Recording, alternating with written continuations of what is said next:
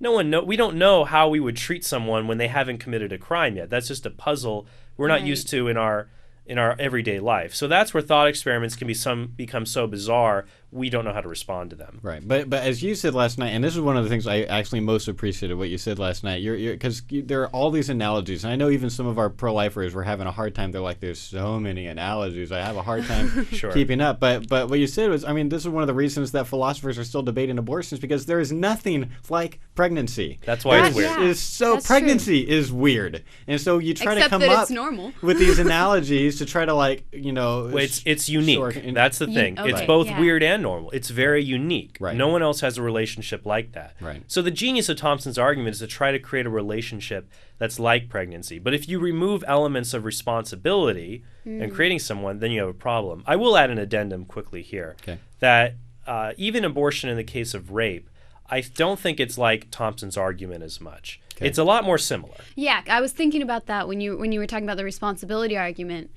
Doesn't the responsibility aspect defense break down when it wasn't her choice to engage in an activity that creates needy humans? It does, and that's where part of the problem lies essentially. But I don't think it's insurmountable. Okay. And so basically, if I would look at it, that while pregnancy in the case of rape is a lot like Thompson's violinist example, there's still one distinct difference in the cases, and that's the relationship between the people involved. That in a pregnancy, you have a parent-child relationship versus a stranger relationship in the violinist example. And parents have real obligations to their children, even if they didn't explicitly assume them. I mean, for example, what if you were a parent? Well, actually, I'll use a real example that Frank Beckwith uses in his book, Defending Life. And I call it, it's called unjust paternity. Right. So, and this has actually happened in real cases that I described last night, where a man's sperm is stolen, used to create a child, and then let's say that man's forced to pay child support.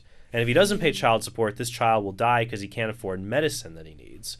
Now, think about if this man just said, you know what, it's certainly unfair, the position he's in, but does he have the right to withhold that child support even though his child, his son, is going to die? And people, their intuitions may be conflicted here, but I think in the end our gut says, you know what, it's unfair for him, just like a woman who's been raped, it's unfair and unjust. And pro-lifers, we just got to put that out there. It's terrible. Right. But should you still have the right to deprive your son or daughter of what they need to live? It's still a family unit that you're involved in.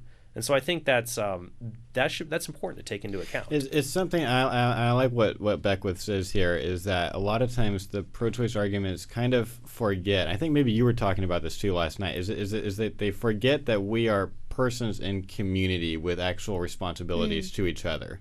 Like if you put us all in a vacuum, then suddenly some of these arguments seem to make more sense. But then when you start considering that we're in community, we do have certain responsibilities to each other. Liz, I noticed you were thinking something. Oh yeah, I was thinking, would it be useful, or maybe you found it useful? I've kind of heard somebody flip the violinist around and say, what if you woke up, you'd been kidnapped, connected, they pull the curtain away, and you realize the violinist you're connected to is your son or your daughter. It makes it interesting. Is that effective? At first it seems effective, but I think the analogy starts to break down. Is the reason in that example it makes us so emotional is that, well, if it's your own son or daughter, you have a relationship with them, you already brought them home from the hospital, and you assumed guardianship of them. Right. You have this pre-existing relationship.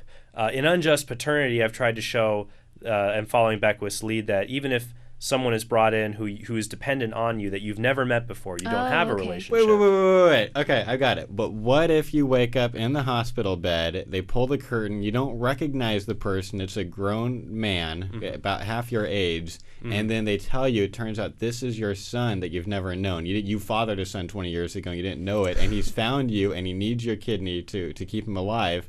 This is your son. Does that help?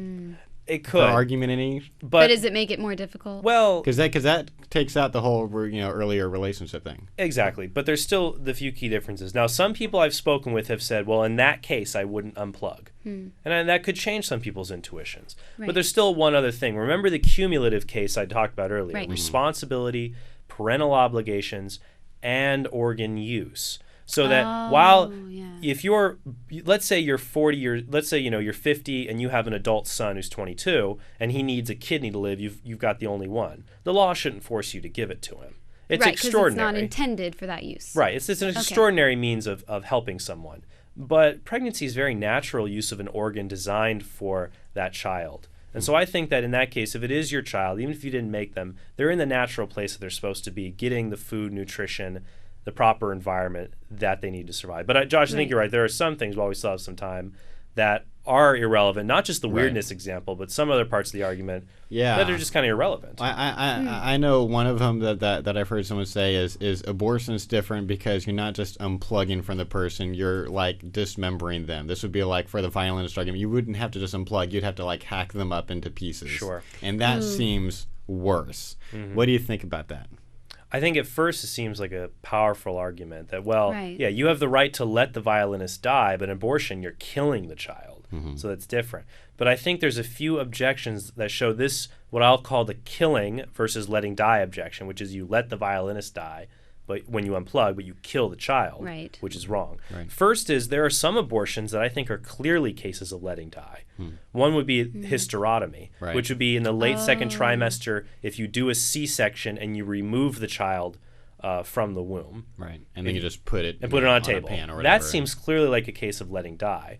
So if that's the idea, then people could just say, well, then we'll just only do abortions in those cases. But I don't think we'd find that satisfactory. No. But the problem is if that's letting die, then the violinist, if that's killing, to unplug the child, literally unplug them through hysterotomy, then the violinist example is much the same way. So the issue isn't how they die. The issue is the 3 points that we went over earlier. A little bit. But also, for example, I mean, you may say, yeah, but the violinist was already dying. And abortion, the fetus is healthy, and you're now going to kill them. And that's Philippa Foot's objection to the argument that, the fatal sequence of events started when the violinist got sick. But you initiate the fatal sequence when you abort the child. Therefore, it's wrong. Sounds good, right? But in philosophy, there's always someone who can one-up you. And this is David Boonan's retort to that. Well, imagine if the pranksters kidnapped the violinist and plugged him into you. And I'll modify it a bit. The second the violinist was plugged into you, he got sick. So he was healthy, his kidneys were fine. Then the second he was plugged into you, his kidneys started shutting down. So here's my question. When you unplug from him, do you initiate the fatal sequence? So there's the problem where I think the killing versus letting die objection. Now one could say, well, no, it's killing because you initiate, when you have sex and create the child, you've initiated the sequence where they're dependent and then you're just going to bring about their fatal end later. But that kind of turns into the responsibility objection. Right. You've created that needy person. Right. And that's where I think really that what we have to focus on this violinist right to refuse argument is, what obligations do parents have to their children? Surely if you create a needy being, you should help them. Right. To borrow from Scott Klusendorf in his book, The Case for Life, if I walk up to a baby making machine, press start, and a baby pops out, I can't just walk away. I'm responsible for that kid, and I might need to take care of him if no one else will.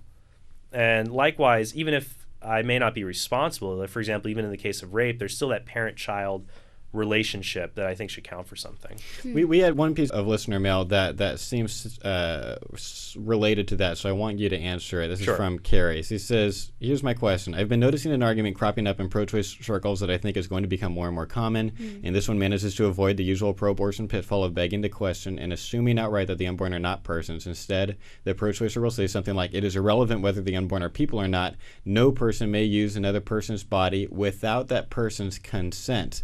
Consent to a man does not equal consent to a child, thus requiring someone to complete an unwanted pregnancy is akin to slavery or prolonged rape. And then we had another email from New Lono, one of our favorite listener mail senders, who says, how will you respond to the claim that abortion is justified as self-defense because pregnancy has risks? So go ahead and respond to both of those. Yeah, I would say this is reminiscent of Eileen McDonough's bodily rights work. Her book, Breaking the Abortion Deadlock from Choice to Consent, says basically that just as a woman, if she doesn't consent to letting a man keep having sex with her, it's rape. If she doesn't consent to letting a fetus inside of her, that's a serious invasion of her privacy. And she writes, some might suggest the solution to coercive pregnancy is simply for a woman to wait until the fetus is born and not abort it. But this type of reasoning is akin to suggesting that a woman being raped should wait until the rape is over rather than stopping the rapist. So she compares the fetus to a rapist. Which is the fringe of pro-choice argument. Certainly. But I think that the key to McDonough's argument, I should say, is that the fetus is most certainly not like the rapist. Right. While he is inside the woman's body through usually an action that she has done to bring him into existence. Right. He's not an aggressor. He's doing what a child should naturally do, which is snuggle up to mom, basically. Right. And a rapist invades from the outside with a will and intention of his own. And really, McDonough's argument is that if you consent to sex, you don't consent to pregnancy. But that doesn't work. You only consent to an act, not its consequences. Right. So to borrow another example from Scott Klusendorf, let's say I consented to playing baseball with my nephew, and he breaks my neighbor's window. And I said, well, sir, I'm really sorry that my nephew broke your window, but I only consented to playing baseball, not fixing people's windows. He'd think you were nuts. You don't consent to the consequences of an action. You just accept it. So if you have sex, you've consented to an act that you know will create a needy being. Right. And so basically the argument from self-defense, I don't think that works really at all, because you've engaged in an act that brings that child into being. If anything, the child has a valid self-defense claim against the woman who's thinking of aborting him. That's I would think. What about the consent question? What about the question is irrelevant whether the unborn are people or not. No person may use another person's body without that person's consent. Like how specifically, if you heard a pro-choice person say that, how do you respond? Well, I would use a similar example. That's why I like the reverse violinist story I told. I mean, I would just say shorthand maybe. So you're saying if I kidnapped somebody, hooked them into me, and they needed my body to live, I could just say, well, I don't consent to letting you use my body, so I'm sorry, you have to go. But you're responsible. Yeah, no one would see that basically if you caused a harm or a need in someone else, you owe them that compensation. And someone might say, yeah, but pregnancy has risks. I mean, you could die. You have the right to protect yourself from a fatal threat.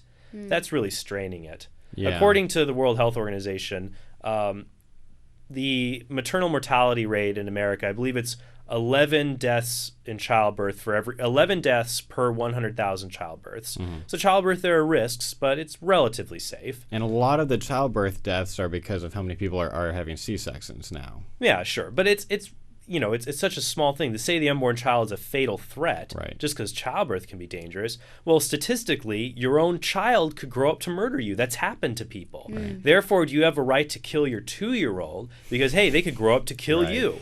In the end, it breaks down. In the end, children, they're innocent human beings in the womb, and if we've created them who are needy by nature, we, both fathers, should pay child support and care for them, and women should provide them a hospitable environment in the one place that's made for them at that stage of their development, which is the womb. And that's the most definite case I would make against right to refuse arguments like the violinist.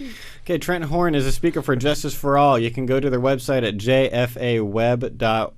If you're interested, there is so much more on this topic we could cover. Indeed. There's more we even planned to cover today, which we're not going to have time for. And so we have a list of resources if you want to read it further. Just keep Trent's work in mind as you read it, and I think it'll help you to expand your knowledge on how to respond to the ultimate pro-choice argument. You've been watching Life Report, pro-life talk, real-world answers. Life Report is produced by Right to Life of Central California. Visit their website at fresnoprolife.org.